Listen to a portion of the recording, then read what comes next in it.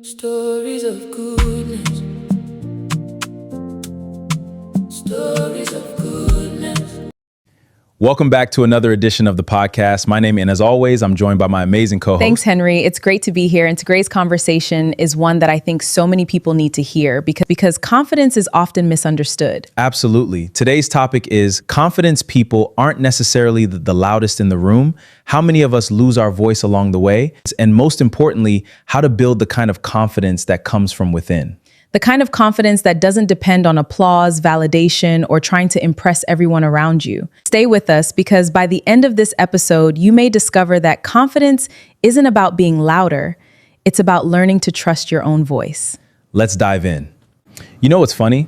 If I ask people to describe a confident person, most would probably say someone who's loud, charismatic, walks into a room and instantly owns it. Yeah, the person who somehow has an answer for everything, never gets nervous, and probably posts motivational quotes every morning. Exactly. The kind of person who walks into a meeting and starts talking before everyone else has even found a seat. And somehow we've all agreed that's what confidence looks like. But here's something I've been thinking about lately. What if we've got it completely wrong? Wow. What if confidence isn't speaking the loudest? What if confidence is staying true to yourself when nobody's clapping? What if confidence is walking into a room without feeling the need to prove anything to anyone? I think that's such an important conversation because some of the most confident people I've ever met are actually the quietest people in the room. I truly believe that vulnerability is our greatest strength. Really? Yes, because that people, they don't compete for attention. They don't need everyone to know how successful they are. They're just comfortable being themselves. You know what's interesting? When I was younger, I thought confidence meant making sure people noticed me, making sure that everybody noticed me. Oh, we've all had that phase. Right? You walk into a room thinking, how do I make a good impression? Now I walk into a room thinking, how do I make a genuine connection? Yeah. And somehow that feels a lot more confident. Because confidence isn't performance, it's presence. We must embrace the uncertainty. Wow. Say that again. I said, we must embrace the uncertainty. Confidence isn't performance, it's presence. It's knowing who you are, even when nobody's validating you. And that's the kind of confidence nobody really talks about. Not the confidence that gets millions of views on social media. Not the confidence that's loud and flashy, but the kind that quietly changes lives. The confidence to speak when you have something meaningful to say. The confidence when you don't. The confidence to be yourself in a world that Constantly tells you to be someone else. And today, that's exactly what we're diving into. The quiet confidence nobody talks about. Where it comes from, why so many people struggle to find it, and how you can build it without pretending to be someone you're not.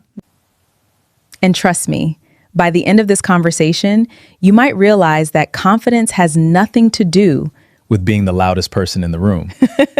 It might actually be about finally becoming comfortable with the person you already are. So do you know what? Let's get into it. So let's start with what I think is one of the biggest lies we've all been told about confidence. Oh, there are quite a few. There really are. But the one that stands out to me is this idea that confident people somehow wake up feeling fearless every day. As if they were born with some secret ingredient the rest of us missed out on. Exactly. We look at successful people and think they must never get nervous. We see them speaking on stages, leading businesses, creating content, or taking big risks, and we assume confidence came first. When in reality, most of the time, confidence comes after. That's such an important distinction. Yeah. Because a lot of people are sitting around waiting to start the business, waiting to speak up, waiting to share their ideas. And sometimes they wait for years. Because they think one day they'll suddenly wake up feeling ready. It's usually built through action. You do the scary thing first, then confidence follows. You know, when I was younger, I genuinely thought successful people had somehow figured out how to eliminate fear. I thought they had some kind of superpower. Then I started meeting successful people. And do you know what shocked me? What? That almost all of them were nervous about something. Some were nervous before presentations. Some doubted themselves. Some imposter syndrome. Some worried about failing. The difference wasn't that they kept moving anyway. I think that's one of the most comforting things people can hear. Because fear often makes us feel like we're doing something wrong. But fear is actually a sign that you're growing. Absolutely. In fact, if you've never felt nervous, you've probably never pushed yourself outside your comfort zone. It's never outside your comfort zone. That's true. The first time I had to speak in front of a large audience, I was terrified. My hands were shaking, my heart was racing, and all I could think was, everyone is going to notice how nervous I am. The funny thing is, most people were probably too busy worrying about themselves. Exactly. Nobody noticed. And afterwards, people came up to me and said, "You look so confident." I almost laughed. You can feel nervous and still appear confident. That's powerful. Yeah. Because many people think confidence is a feeling. But often it's a decision to take the next step despite uncertainty. And honestly, I think social media has confused us a little. Polished versions of people, the highlight reel. Yeah. But we don't see the moments before, the anxiety, the rejection, the setbacks. That's such a good point. We're comparing our real life to somebody else, and that's never a fair comparison. Not at all. Continuous questioning is common, even for them. That reminds me of a personal experience. I attended an event with incredibly successful people, and honestly, I felt completely out of place. I remember walking into the room. I immediately began comparing myself. I looked around and thought, they're smarter than me. I was trying so hard to appear confident, trying to say the right things, trying to prove that I belonged.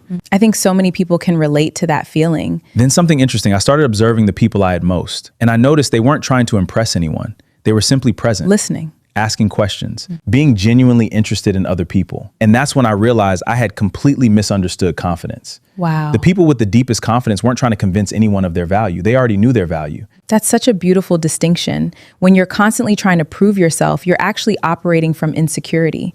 When you're comfortable with who you are, you don't need to prove anything. Exactly. And I left that event with a lesson I'll never forget. Confidence isn't walking into a room believing you're better than everyone else. Confidence is walking into a room knowing you don't have to be. I love that. So if you're listening right now and you've been waiting to feel fearless before you take action, this is your reminder. Fear is letting those feelings decide your future. Because confidence isn't the absence of fear. Confidence is acting despite fear. And that's where real growth begins. Exactly. You know, something I've realized over the years is that most people weren't born insecure. I completely agree. In fact, when you look at children, they're incredibly confident. That's true. A child will sing loudly in public, dance in the middle of a room, ask 100 questions, and never worry about what anyone thinks. Exactly. They don't spend time wondering if they're being judged. They just express themselves. Which makes me wonder, at what point do we start becoming afraid of being ourselves? That's such a powerful question. Because for most people, insecurity wasn't something they were born with. It was something Learned through experiences. maybe a teacher embarrassed them in front of a class. Maybe they gave the wrong answer once and everyone laughed and told them it was stupid. Little moments leave marks. And sometimes those marks stay with us for years, long after the actual event is over. Absolutely. The funny thing is the person who hurt us may not even remember what they said, but we remember, sometimes 20 years later. That's so true. I remember talking to someone recently who still remembered a comment a teacher made when they were 12 years old. 12. And it still affected how they saw themselves as an adult.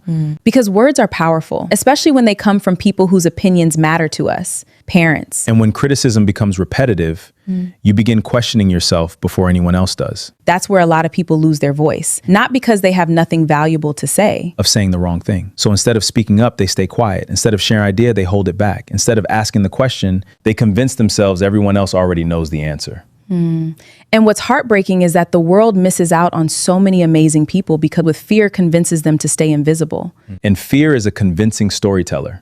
It whispers things like, what if you're not good enough? What if they laugh? What if you fail? What if you're wrong? That's true. Fear never seems interested in that possibility. Exactly. Fear always assumes the worst case scenario. And if we're not careful, we start believing it.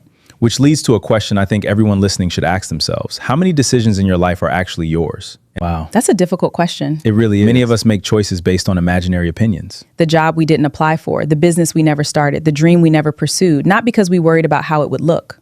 And here's the strange part. Most of the people aren't paying attention. Exactly. Everyone is busy dealing with their own life, their own insecurities, challenges, and fears. Meanwhile, we're acting as if there's an audience watching our every move.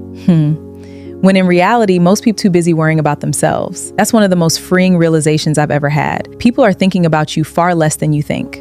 And I don't mean that in a negative way. I mean it in a liberating way. It means you're free to try, free to fail, free to learn, free to grow, free to be yourself. You know what I think? The moment I couldn't agree more.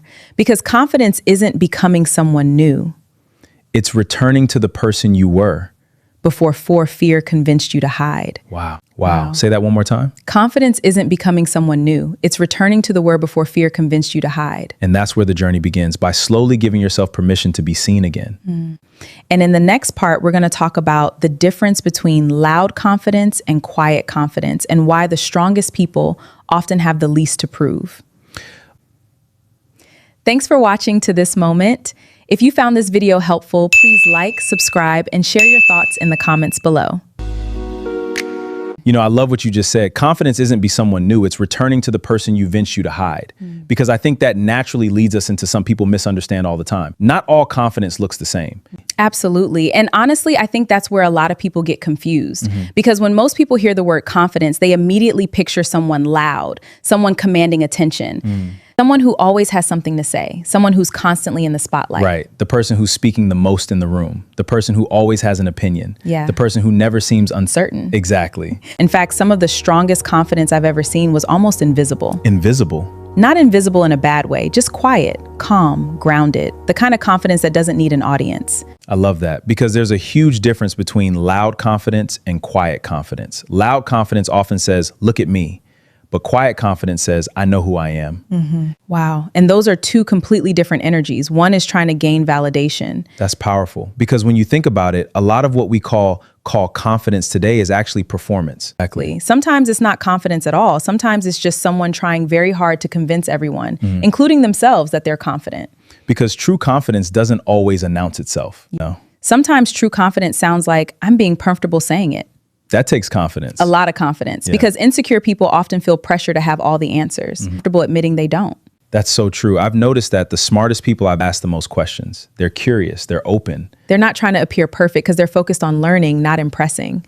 And that's a huge difference. Another example of quiet confidence is knowing when to walk away. Oh, yes. Especially today when everyone feels the need to win every argument. Social media has definitely made that worse. Absolutely. People will spend hours arguing with strangers they'll never meet, trying to prove they're right, trying to get the last word, trying to protect their ego. Meanwhile, the truly confident person sometimes says, you know what? This conversation isn't worth my peace. Exactly. Not because they're weak, because they're strong enough not to need validation from every disagreement.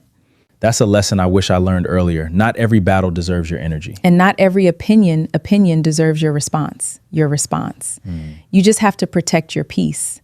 You know what's interesting? When I think about the people I genuinely respect, they're rarely the loudest people in the room. Same here. When I think about mentors, leaders, and people who've impacted my life, they're usually calm. They listen more than they speak. They don't dominate conversations. They don't need attention. And when they do speak, everyone listens. Exactly. Because their confidence comes from substance, not volume.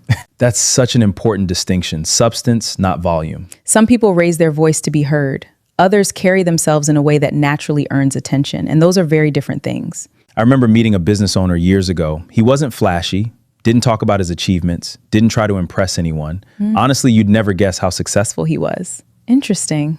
But there was something about him, a calmness, a certainty, a presence. He didn't need to prove anything because he already knew who he ever could. Because confidence isn't about being noticed, being secure. Wow, that's another quote right there. Confidence isn't about being noticed, it's about being secure. And when you're secure, you stop chasing approval, you stop performing, you stop exhausting yourself trying to be everything for everyone. You simply become yourself. Exactly. And ironically, that's when people trustity is magnetic. People can feel it. So maybe the strongest person in the room isn't the loudest. Maybe it's the person with nothing to prove. I believe it is. The person who's comfortable in their own skin. The person who's not competing. The person who's not pretending. The person who's at peace with who they are. And that kind of confidence doesn't just change how you show up in the world. It changes how you feel when you're alone. Because real confidence isn't about what happens when it's about who you are when nobody is. And that's the kind of confidence we're all really searching for. The kind that doesn't depend on applause. The kind that doesn't disappear when the room gets quiet. The kind that stays with you wherever you go. Yeah. And in the next part, we're going to talk about how to actually build that kind of confidence in everyday life, even if you're starting from zero. Yeah, number sure. Because confidence isn't something you're born with. It's something you practice. Let's get into that. So we've talked about what confidence really is. We've talked about how many of us lose our voice over time, and we've explored the difference between loud confidence and quiet confidence. But I think there's a question every listener is asking right now. How do you actually build confidence? Because it's one thing to understand it. It's another thing to live it. Absolutely. And I think the first thing people need to hear is this. Confidence is not something you're born with. It's not a personality trait reserved for a lucky few. It's a skill. And like any skill, it can be developed. Exactly. The mistake many people make is believing confidence appears first, but in reality, action comes first and confidence grows. So let's make this practical. If someone listening right now says, I don't feel confident, where do they begin? They begin by keeping small promises to themselves. Explain that. Think about it. Every time you tell yourself you're going to do something and don't do it, you slowly weaken trust in yourself. You say you'll wake up early. You don't. You say you'll start exercising. You don't. You say you'll make that phone call. You don't. Over time, your mind starts questioning your own word. That's powerful because confidence is built on trust. And if you don't trust yourself, confidence becomes difficult. Exactly. Real confidence starts when your actions begin matching your intentions, not perfectly, but consistently. So confidence isn't built by grand speeches. It's built by daily habits. Yes. The small things matter more than people realize. Keeping your word to yourself creates self-respect. And self-respect, it's confidence. I love that because confidence often looks ordinary before it looks extraordinary. That's true. Most people want the results without the process. Right. But confidence grows through one brave decision at a time. Let's talk about another ingredient, discomfort, because nobody likes it. No, we don't. But discomfort is where confidence is built. Think about learning to ride a bicycle, driving for the first time, starting a new job. Every meaningful growth experience begins with discomfort. And yet most people spend their lives trying to avoid discomfort. Exactly. They stay in familiar environments. They avoid challenges. They avoid rejection. They avoid risks. But avoiding discomfort often means avoiding growth. There's a quote I once heard, everything you want is on the other side of discomfort. I believe that, not because discomfort is enjoyable, but because it teaches us what we're capable of. Every challenge survived becomes evidence that you're stronger than you thought. And confidence is often built from evidence, not positive thinking. Absolutely. People think confidence comes from telling yourself you're amazing. Right. But confidence grows when you prove to yourself that you can handle difficult situations. That's such an important distinction. Confidence isn't pretending, it's experience. Exactly. And that brings me to another confidence killer. The trap almost everyone falls into. Especially today. We live in a world where we're constantly exposed to other people's achievements. Someone got promoted, someone bought a house, someone launched a business, someone reached a milestone, and suddenly we start questioning our own journey. Without realizing we're only seeing a small part of their story. Exactly. We compare our everyday reality to someone's carefully selected highlights. But more importantly, it steals confidence. Because it shifts your focus away am I ahead of someone else? The question is, am I growing compared to who I was yesterday? I think that's one of the healthiest perspectives anyone can adopt. Because confidence isn't a competition. Yes. And healthy relationships require patience. Let's talk about one final thing, imperfection, because many people are waiting to become perfect before they show up. And that's one of the biggest traps. Perfection is an impossible standard. No one reaches it, and yet people spend years chasing it. Meanwhile, life keeps moving. Exactly. The confident person isn't the person who never makes mistakes. The confident person is the one who isn't destroyed by them. That's such a mature way to look at life. Meanwhile, life keeps moving. Exactly. The confident person isn't the person who never makes mistakes. The confident person is the one who isn't destroyed by them. That's such a mature way to look at life. Because mistakes don't define us. How we respond to them. Every successful person you admire has failed, probably more times than you realize. The difference is they didn't allow failure to become their identity. Exactly. Because mistakes don't define us. How we respond to them does. Every successful person you admire has failed, probably more times than you realize. They treated failure as feedback, not a final verdict. Exactly. And that's a mindset every listener can adopt. So if we were to summarize everything, what would you say? Embracing discomfort, avoiding comparison, and accepting imperfection. Simple to understand, not always easy to practice. But life-changing when you do. Absolutely. Because confidence isn't about becoming someone else. It's about becoming more being yourself. And that's a journey worth taking. Now, before we wrap up today's conversation, I want to share one final story that completely changed how I think about confidence. Because sometimes a single realization can shift everything. Before we end today's conversation, I want to share something personal. Something I wish I had understood much earlier in life.